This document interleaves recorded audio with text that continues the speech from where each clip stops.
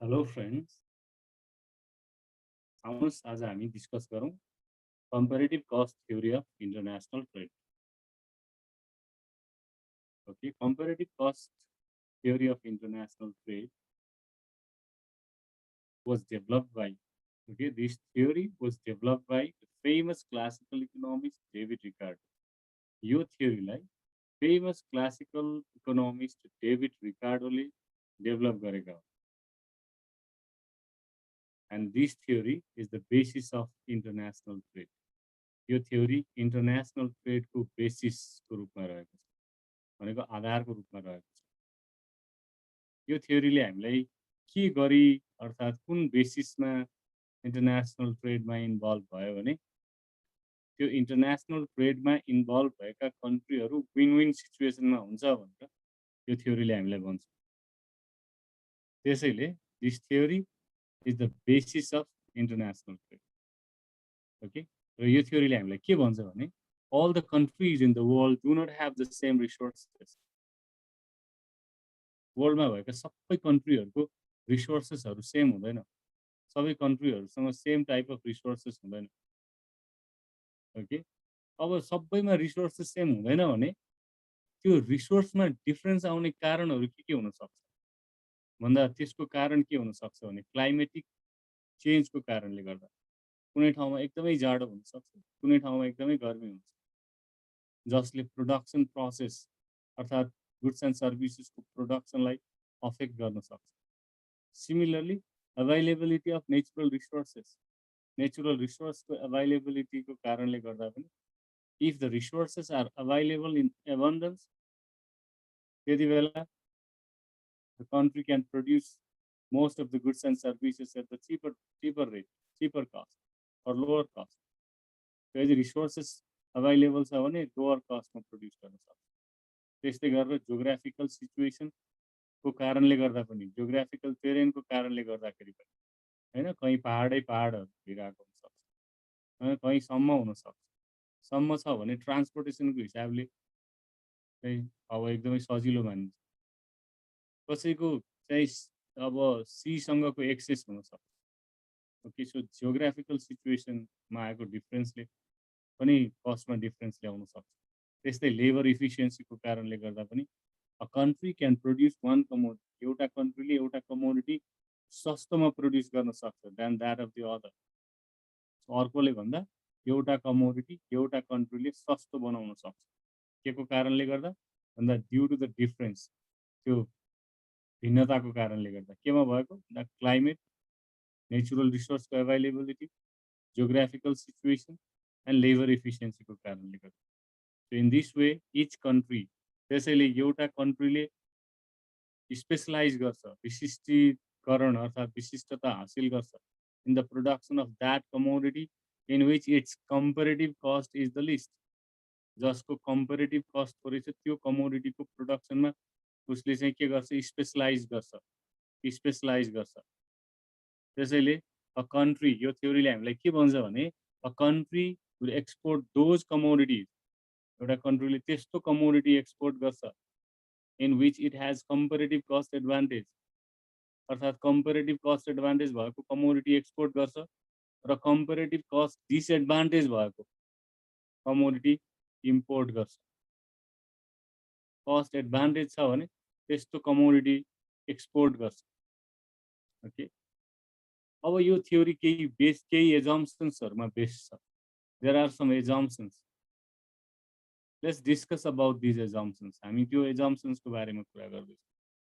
So फर्स्टमा के हो त भने this theory is 2x2 model. यो 2x2 मोडल हो भनेको मतलब देयर आर, यो थ्योरीले के एजुम गर्छ भने there are only 2 countries and only 2 commodities भन्छ। त्यो सजिलोको लागि यो थ्योरीले के एजुम गर्यो भने दुईटा कन्ट्री र दुईटा कमोडिटीको एजम्पसन राख्यो। त्यसपछि labour is the only factors of production भन्छ। Labour is the only factor of production, एउटा मात्रै फ्याक्टर्स अफ लेबरलाई मात्रै यसले इन्भल्भ गराउँछ, अरू फ्याक्टर्स अफ प्रोडक्सनलाई यसले इन्भल्भ गराउँदैन। यो केही एजम्पसन्सहरूको बारेमा हामी डिस्कस गरिरहेछौँ जुन चाहिँ यहाँ केही हदसम्म अनरियलिस्टिक पनि छ, जुन हामी क्रिटिसिजममा पनि मेन्सन गर्छौँ। Okay, so labor is the only factors of production भन्छ यसो। त्यसपछि अर्को all the units of labor are homogeneous, all the units of labor are homogeneous भनेको मतलब सबै युनिट्स अफ लेबर कस्तो छ भन्दा उनीहरूको प्रोडक्टिभ क्यापासिटी सेम छ अनि labour is perfectly mobile within the country. आफ्नो देशभित्र सजिलै एक ठाउँबाट अर्को ठाउँमा जान सक्छ, तर एउटा देशबाट अर्को देशमा जान सक्दैन, मतलब perfectly immobile between the country. Okay, यहाँ यसले के कुरालाई पनि रिफ्लेक्ट गर्छ भने पर्फेक्ट कम्पिटिसनको एजम्सनलाई पनि रिटेन गर्छ यसले।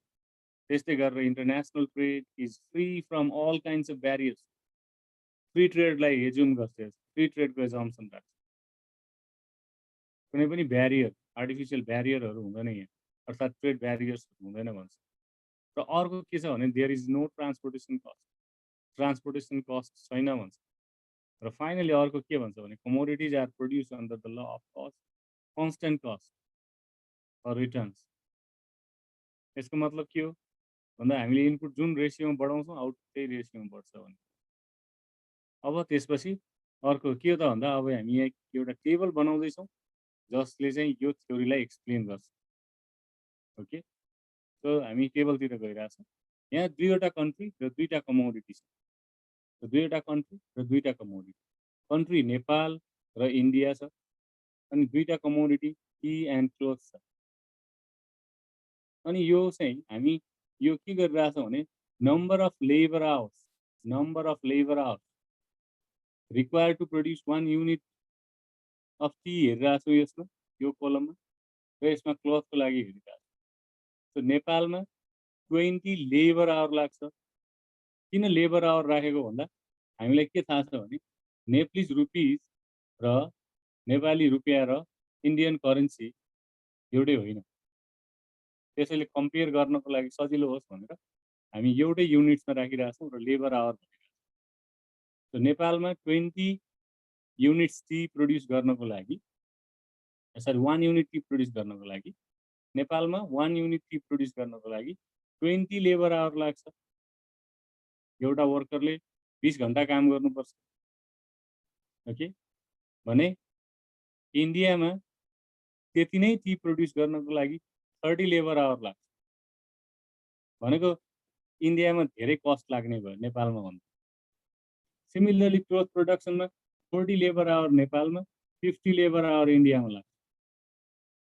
त्यसको मतलब यहाँ के देखिरहेछ भने टेबलले हामीलाई के देखाइरहेछ भने नेपालले टी पनि सस्तोमा बनाउन सक्छ, 20 लेबर आवर मात्रै लाग्छ, क्लोथ पनि सस्तोमा बनाउन सक्छ इन्डिया भन्दा। तर हामीलाई के हेर्नु छ भने थ्योरीले हामीलाई कम्पेरेटिभ कस्ट रेसियो हेर भन्छ, कम्पेरेटिभ कस्ट रेसियोको बेसिसमा डिसाइड गर भन्छ। Okay, comparative cost ratio calculate गर्दा नेपालमा, ओके, नेपालमा कम्पेरेटिभ कस्ट रेसियो क्यालकुलेट गर्दा हामी टीको कम्पेरेटिभ कस्ट रेसियोलाई हेर्छौँ, त्यति बेला 20/30 हुन्छ। यो भनेको 0. कति भयो 67 भयो। अनि त्यसपछि क्लोथको कम्पेरेटिभ कस्ट रेसियो हेर्छौँ, त्यति बेला 40/50 भयो नेपालको लागि, यो भनेको 0.80 भयो। यसरी कम्पेयर गर्ने हो भने यहाँ टीको कम्पेरेटिभ कस्ट रेसियो थोरै छ, त्यसैले नेपालले के बनाउने भन्दा नेपालले टी बनाउने भन्छ यो थ्योरी। ओके, यो टेबलले हामीलाई त्यस्तो भन्छ। अर्को अब यहाँ के भन्छ भने इन्डियाले चाहिँ के बनाउने त त्यसो भए भन्दा इन्डियाको कम्पेरेटिभ कस्ट रेसियो हेर्नु पर्छ। टीको लागि इन्डियाको कम्पेरेटिभ कस्ट रेसियो 30/20 छ, यो भनेको 1.50। अनि क्लोथको कम्पेरेटिभ कस्ट रेसियो हेर्दा यो चाहिँ 50/40 छ, यो भनेको कति भयो भन्दा 1.25 भयो। यसरी क्लोथ बनाउनु पर्छ है इन्डियाले भन्छ। इन्डियाले के बनाउने भन्दा इन्डियाले क्लोथ बनाउने। यो थ्योरीले कसरी डिसाइड गर्ने भन्दा on the basis of comparative cost ratio भन्छ, कम्पेरेटिभ कस्ट रेसियोको बेसिसमा डिसाइड गर्नुपर्छ भन्छ। आउनुहोस् यहाँ यो कुरालाई एक्सप्लेन गरौँ, यो टेबललाई एक्सप्लेन गरौँ।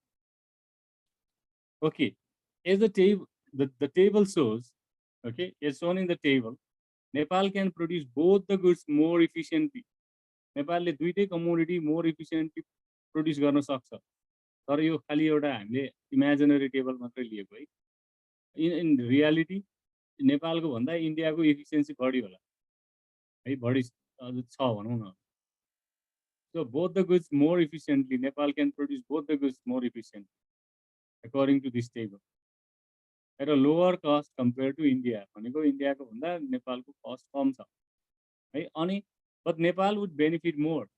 अघि नै हामीले भनिसक्यौँ, नेपालले चाहिँ टी प्रड्युस गरेर एक्सपोर्ट गर्यो भने बढी फाइदा हुन्छ नेपाललाई। अनि इन्डियाको लागि क्लोथ प्रड्युस गरेर एक्सपोर्ट गर्यो भने फाइदा हुन्छ। यसको कारण चाहिँ के हो भने, this is because comparative cost ratio of T अघि हामीले क्यालकुलेट गऱ्यौँ 0.67 आउँछ, जुन चाहिँ क्लोथको कम्पेरेटिभ कस्ट रेसियो भन्दा थोरै छ। 0.67 is smaller than 0.80। That's why Nepal should produce tea. अर्कोतिर इन्डियाको लागि हेर्ने हो भने इन्डियाको कम्पेरेटिभ कस्ट रेसियो, क्लोथको कम्पेरेटिभ कस्ट रेसियो कति छ भन्दा 1.25 छ, अनि टीको 1.50 छ। सो कम्पेयर गर्दा this one is better. Okay, त्यसैले यहाँ हामीले के को बेसिसमा प्रोडक्सन गर्ने भनिरहेछौँ भन्दा on the basis of the comparative cost ratio. Okay, comparative cost रेसियोको बेसिसमा हामी क्यालकुलेट गर्छौँ। त्यसरी ट्रेडमा इन्भल्भ भयो भने on the basis of the comparative cost ratio, जसमा कम्पेरेटिभ कस्ट रेसियो कम छ, त्यो प्रोडक्ट प्रड्युस गरेर ट्रेडमा इन्भल्भ भयो भने कन्ट्री विन विन सिचुएसनमा हुन्छ भन्छ यो थ्योरी। र यो थ्योरीको मेन आइडिया नै यही, कम्पेरेटिभ कस्ट रेसियो हेर्ने र जसमा कम्पेरेटिभ कस्ट रेसियो थोरै छ त्यो प्रोडक्ट बनाउने र एक्सपोर्ट गर्ने, जसमा कम्पेरेटिभ कस्ट रेसियो बढी छ त्यो प्रोडक्ट इम्पोर्ट गर्ने। मेन आइडिया यो। र यो कुरालाई अब जस्टिफाई कसरी गर्ने त, कसरी फाइदा हुन्छ मात्रै भनेर त भएन। सो फाइदा कसरी हुन्छ हेरौँ। त्यसको लागि हामी एउटा टेबल बनाउँछौँ फेरि, र त्यो टेबलमा हामी के एज्युम गर्छौँ भने there is no international trade भनेर हेर्छौँ। यदि त्यस्तो हुने हो भने, यदि इन्टरनेसनल ट्रेड नहुने हो भने नेपालले टी र क्लोथ दुइटै प्रड्युस गर्नुपर्छ। दुइटै प्रड्युस गरेको सिचुएसनमा नेपालले टी र क्लोथ दुइटै प्रड्युस गर्दा हामीले अघि नै भनिसक्यौँ, टीको चाहिँ हामीले भ्यालु कति छ भन्दा 20 छ, क्लोथ प्रड्युस गर्दा 40 छ। भने 40 लेबर आवर लाग्ने क्लोथ प्रोडक्सन र 20 लेबर आवर लाग्ने टी छ हामीसँग। त्यसो भए अब 20 लेबर आवरको 1 युनिट दियो भने 40 लेबर आवरको जम्मा आधा मात्रै सामान पाइन्छ, किनभने यो डबल महँगो छ। 40 लेबर आवर लागेको छ, त्यसैले 0.5 मात्रै आउँछ। अब यसलाई हामीले 1 बनायौँ भने, राइट ह्यान्ड साइडलाई 1 बनायौँ भने यो 2 भएर जान्छ। ओके, भनेको हाम्रो डोमेस्टिक एक्सचेन्ज रेट के हो त भन्दा 1 युनिट टी दियो भने 0.5 युनिट क्लोथ आउँछ। अर्थात् अर्को वर्ड्समा भन्यो भने 2 युनिट्स टी दियो भने 1 युनिट्स क्लोथ आउँछ। ओके, यो हाम्रो डोमेस्टिक एक्सचेन्ज रेट हो। यदि इन्टरनेसनल ट्रेड छैन भने हामी नेपालभित्र मात्रै ट्रेड गर्छौँ र नेपालभित्रको ट्रेड यो हो। त्यस्तै इन्डियाको ट्रेडको हिसाबले हेर्ने हो भने नेपालले इन्डियाले टी र क्लोथ दुइटै प्रड्युस गरेर इन्डियाभित्रै एक्सचेन्ज गर्दा 1 युनिट टी दियो भने 0.6 युनिट क्लोथ आउँछ। 0.6 युनिट कसरी आयो भने यो हाम्रो 30 र 50 छ भनेको 50 ले डिभाइड गर्यो भने 0.6 आउँछ। यो यसलाई चाहिँ हाम्रो अपर्च्युनिटी कस्टको हिसाबले पनि हामी एक्सप्लेन गर्न सक्छौँ, तर त्यतातिर अहिले हामी गइरहेको छैनौँ। ओके, त्यसैले 0.6 आउँछ। अब यहाँ 0.6 ले डिभाइड गर्दा यो 1 भयो र यो चाहिँ 1.67 भयो। यसरी हामीले डोमेस्टिक एक्सचेन्ज रेट हेऱ्यौँ र यो डोमेस्टिक एक्सचेन्ज रेटलाई छोडेर अब यदि हामी इन्टरनेसनल ट्रेडमा इन्भल्भ हुने हो भने नेपालभित्र टी प्रड्युस गरेर नेपालभित्रै क्लोथसँग एक्सचेन्ज गर्नुभन्दा इन्डियासँग एक्सचेन्ज गर्नु फाइदा हुन्छ। अर्कोतिर इन्डियाले क्लोथ प्रड्युस गर्ने भनेर हामीले अघि नै भनिसक्यौँ, इन्डियाभित्रै एक्सचेन्ज गर्नुभन्दा नेपालसँग ट्रेड गर्नु फाइदा हुन्छ। त्यसैले डोमेस्टिक ट्रेडमा इन्भल्भ हुनुभन्दा इन्टरनेसनल ट्रेडमा इन्भल्भ हुनु फाइदा छ। यसरी कन्ट्रीहरूले कम्पेरेटिभ कस्ट रेसियोको बेसिसमा ट्रेडमा इन्भल्भ भयो भने तिनीहरू दुइटै विन विन सिचुएसनमा हुन्छ। र यो टेबललाई हामी अब एक्सप्लेन गर्न लागिरहेको छौँ।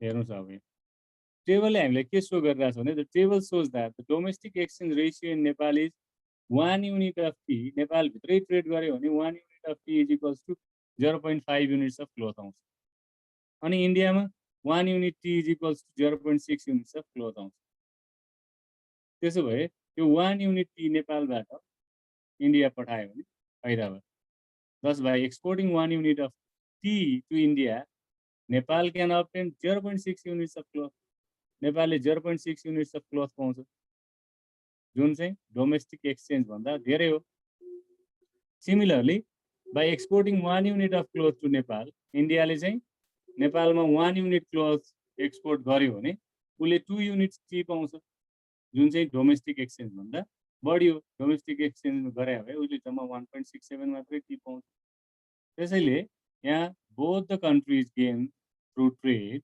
and can increase the consumption of two commodities.